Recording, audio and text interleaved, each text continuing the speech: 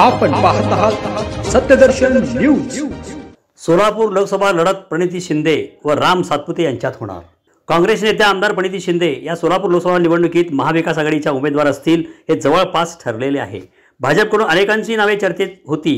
अमर साबळे, लक्ष्मण डोबळे व शरद बनसोडे यांच्या नावाची चर्चा होती। मात्र आता माळशिरसचे भाजपा आमदार राम सातपुते यांचे नाव निश्चित झाल्याचे व्रत आहे। आमदार प्रणिती शिंदे या काँग्रेसच्या आक्रमक व लोकप्रिय चेहरा आहेत। प्रणिती शिंदे या सोलापूर शहर मध्याच्या आमदार आहेत।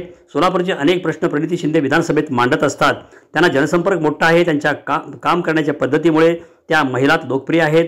त्यांच्या विरोधात भाजपचे आमदार राम सातपुते यांच्याकडून भाजपकडून उमेदवारी मिळण्याची शक्यता आहे। राम सातपुते सोलापूर जिल्ह्यातील माळशिरसचे आमदार आहेत। सातपुते यांनीही जिल्ह्यातील प्रश्न विधानसभेत मांडले आहेत। सातपुते यांच्या मतदारसंघातील गावात जाऊन नागरिकांच्या समस्या ऐकून घेतात। आमदार प्रणिती शिंदे यांनी तर लोकसभेच्या प्रचाराला सुरुवात केली आहे।